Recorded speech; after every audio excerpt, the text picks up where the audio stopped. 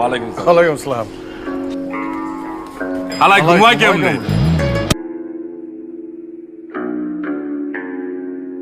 আমি বুঝি না হালায় ঘুমায় কেমনে।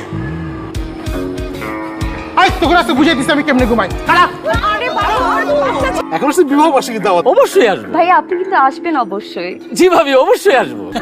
ভাবি জি ভালো থাকেন। ভাই হারার পুতে 3টা বলে ঘুমায় কেন?